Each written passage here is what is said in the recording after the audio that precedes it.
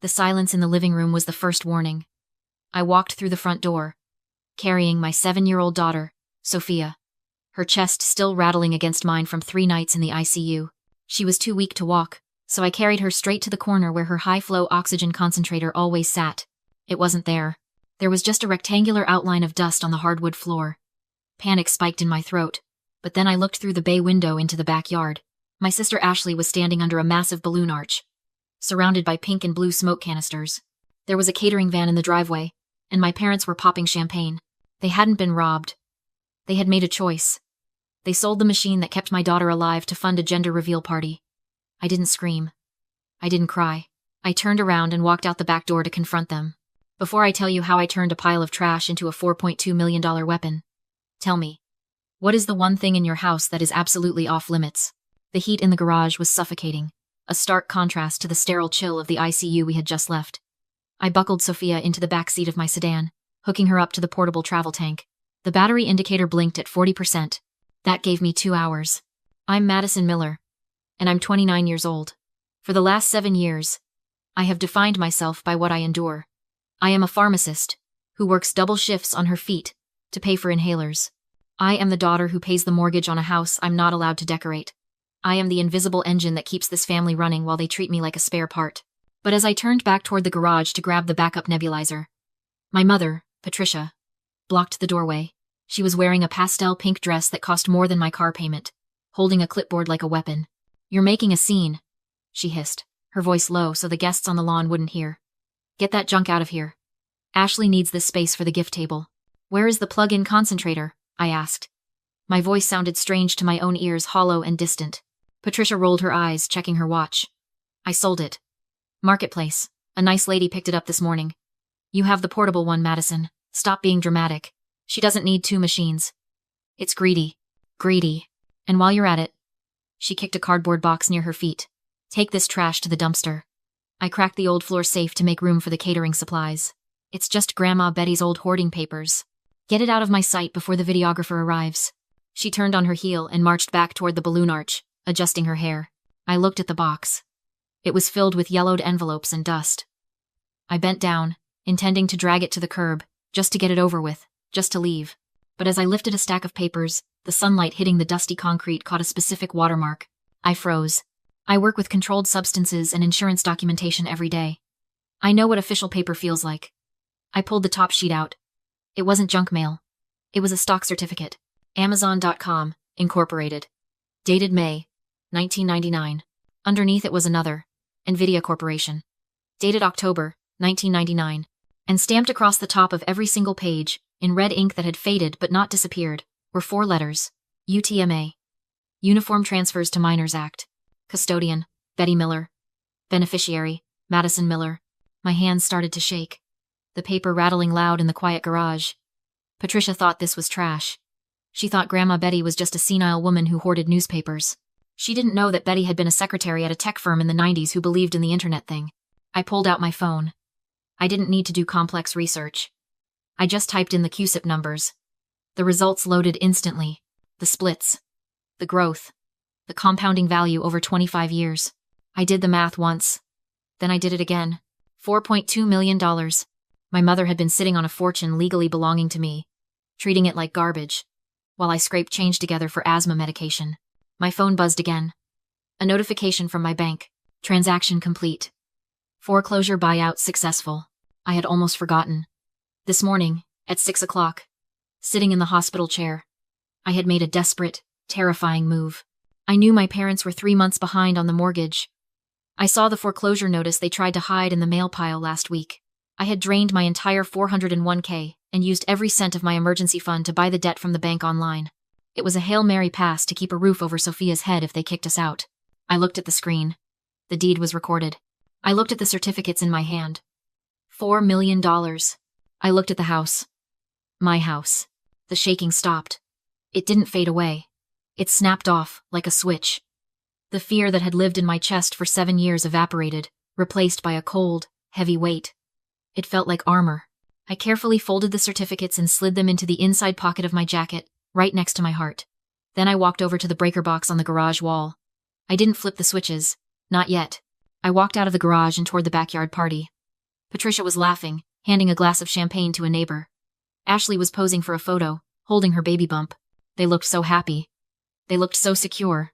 I stepped onto the grass. I wasn't the daughter who paid the bills anymore. I was the landlord. And rent was due. I walked into the backyard, my boots sinking slightly into the manicured lawn. The party was in full swing. 50 people were holding plastic flutes of cheap champagne, their faces turned toward the massive projection screen set up near the pool. My sister Ashley stood in the center, glowing in a white maternity dress, holding a pin. She was about to pop the giant black balloon that would shower us all in confetti, while a slideshow of her ultrasound photos played on the screen behind her. "Okay, everyone!" My father, Gregory, shouted into a microphone, his face flushed with pride and day drinking. "Count it down. 10. 9. I didn't stop walking. I moved through the crowd like a ghost. No one looked at me. They were too focused on the spectacle. They were cheering for a baby that would have a nursery, a stroller, and parents who adored it, while my daughter sat in a car 50 feet away, struggling to pull oxygen from a battery pack. I reached the AV table. The videographer was a college kid, focused on his camera viewfinder. He didn't see me until I reached for the HDMI cable connected to his laptop. "Hey," he whispered, startled. "What are you doing?" I didn't answer. I didn't look at him. I unplugged his laptop and jammed the cable into my phone. The screen flickered. The slideshow of ultrasound pictures vanished. The music cut out with a sharp static pop. A collective groan rose from the guests. "Hey, what happened?" Ashley whined, lowering the pin. "Dad, fix it." Then the image stabilized. It wasn't pink. It wasn't blue. It was a high-resolution PDF document. Warranty deed. Grantee. Madison Miller. Date recorded. Today, 8 o'clock in the morning. A hush fell over the yard. It was the kind of silence that feels heavy, like the air pressure dropping before a tornado. People squinted, trying to understand why a legal document was replacing the gender reveal. I swiped left on my phone. The image changed. Portfolio balance. Total value. $4,218,903.42. Asset class. Custodial trust. I heard a gasp from the front row. It was my Aunt Linda. She knew what those numbers meant. I took the microphone from the table. It screeched slightly as I gripped it. My father turned, his face shifting from annoyance to confusion when he saw me standing there, backlit by the glow of my own net worth. "Madison?" he barked. "What the hell is this? You're ruining the moment." "I'm not ruining the moment," I said. My voice didn't shake. It boomed through the PA system, bouncing off the siding of the house I now owned. "I'm clarifying it." I looked at Patricia. She was frozen near the balloon arch, her eyes locked on the screen. She recognized the account number. She recognized the format. The blood drained from her face so fast she looked like a wax statue. "You sold my daughter's lungs for a party," I said. "So I bought your house." Ashley looked at the screen, then at me, then at Mom. "What is she talking about?" "Mom, make her stop. This property is now legally mine," I continued, addressing the guests. "The foreclosure was finalized this morning. I paid the bank in full, which means you are all trespassing." I pointed to the gate. "The party is over. Get out." For 3 seconds, nobody moved. They were paralyzed by the sheer audacity of the shift. The atmosphere curdled from celebration to a crime scene. Then Ashley burst into tears. Not quiet, graceful tears. Screaming, foot-stomping tears. She threw the pin on the ground. "You jealous bee. You always have to make everything about you." "It's my day." Gregory charged toward me, his fists balled. "Turn that off, you ungrateful little." "Don't," I said. I didn't step back. "I wouldn't do that if I were you, Dad. I'm not the tenant anymore. I'm the landlord. And I'm evicting you." Patricia moved then. She didn't run to comfort Ashley. She didn't come to yell at me. She walked toward the house phone mounted on the patio wall, her eyes wide and terrified. But it wasn't the terror of a mother who had been caught. It was the terror of a predator who realized the cage door had just locked from the outside. I thought I had won. I thought the shame would break them. I thought they would hang their heads and leave. I was wrong. I had just backed a narcissist into a corner. And I forgot the one rule of survival. A cornered animal doesn't surrender. It attacks. "Get out," I repeated, moving toward the heavy wooden side gate. I reached for the latch, intending to throw it wide open, and watch them file out like the intruders they were. I never touched the metal. A hand slammed onto the gate, just above mine. It was heavy, calloused, and unmovable. I looked up. Gregory was pressing his weight against the wood, his face inches from mine. The smell of cheap scotch and expensive cologne washed over me. "You're not opening anything," he said. His voice was low, a growl that vibrated in his chest. "You think a piece of paper makes you the boss here? You think you can embarrass us?" He slid the deadbolt home with a definitive thud. "Dad, move," I said. But the cold certainty in my chest was beginning to crack. He wasn't moving. He was blocking the exit. Behind me, the silence broke. It didn't break with an argument. It broke with a scream. It was a high, piercing shriek that sounded nothing like my mother and exactly like a victim in a horror movie. I spun around. Patricia wasn't looking at me. She was looking at the guests, her eyes wide, her hands trembling theatrically as she held her phone up like a shield. "She's got a weapon!" Patricia screamed, pointing a shaking finger at me. "Oh my God. She's going to kill us. She's having an episode." The guests scrambled back, knocking over white folding chairs. The confusion on their faces morphed into genuine fear. They didn't see a daughter confronting her parents. They saw a woman in a leather jacket shouting at a pregnant woman and an elderly couple. They saw what Patricia wanted them to see. "Mom, stop," I said, stepping forward. "Stay back," she yelled, backing into the balloon arch. She hit the speakerphone button. The dial tone purred for half a second before connecting. 911. "What is your emergency? Help me." Patricia sobbed. The tears were instant. It was a masterclass. "My daughter. She's here. She's on drugs. She broke into the house. She has a knife. She stole my retirement bonds from the safe, and she's threatening to kill her sister." "Ma'am, are you safe?" "No, she's crazy. Please, hurry. 42 Oak Street." I stood frozen. The sheer, blackened audacity of the lie paralyzed me. "Drugs? A knife?" "I don't have a knife," I said, holding my empty hands up to the crowd. "I have a deed." She's lying, but nobody was looking at my hands. They were looking at the driveway, because the sirens didn't start in the distance. They whooped right at the curb. They had been patrolling the neighborhood for the party traffic. "Police! Drop it! Get on the ground!" The side gate didn't open. It exploded inward. 3 officers in tactical vests stormed the backyard, guns drawn. They didn't scan the crowd. They scanned for the threat, and the threat was the woman standing alone in the center of the yard, while the victim cowered by the balloons. "I said, get on the ground!" The lead officer roared. "I'm the homeowner!" I shouted, but I didn't get to finish the sentence. I was hit from behind. Hard. My face slammed into the manicured grass. The air left my lungs in a rush of pain. A knee pressed into my spine, pinning me down with enough force to bruise bone. "Hands behind your back." Now, I didn't fight. I couldn't. My arm was wrenched backward, the shoulder joint popping painfully. The cold bite of zip ties cinched around my wrists. "Suspect secured," the officer yelled into his radio. "We have the suspect." Gravel dug into my cheek. I turned my head, trying to breathe, trying to see. From my vantage point on the ground, I saw shoes. Expensive heels. Loafers. And then, a pair of pink satin pumps. Patricia walked over to where I lay. She stood next to the officer, clutching her chest, her breathing ragged and performative. "Oh, thank God," she wept. "She's sick, officer. She's been stealing from us for years to buy pills. She broke into the safe.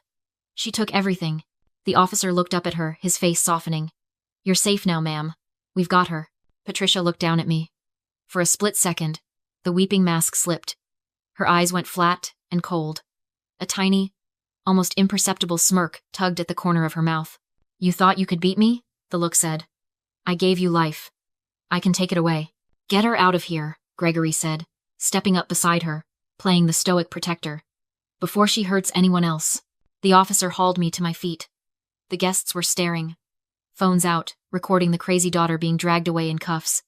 The deed to my house lay in the dirt where I'd dropped it. The projector screen had gone black. I looked toward the driveway. Toward my car. Sophia. My daughter was alone in that car. The portable tank had a battery life. The windows were up. And I was being shoved toward a squad car. The trap hadn't just sprung. It had crushed me. The plastic zip tie bit into my wrist bone, cutting off the circulation to my hands. The lead officer hauled me toward the squad car, his grip tight on my tricep. "Where is the weapon, ma'am?" he asked, his voice tight with adrenaline. "Your mother said you had a knife. Where did you throw it?"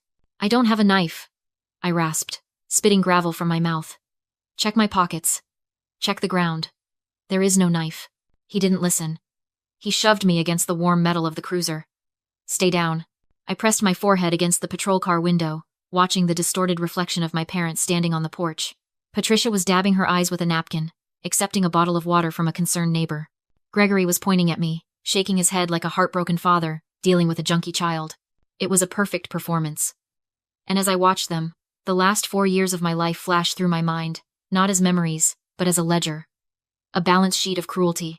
I remembered the first time I paid their mortgage. 4 years ago.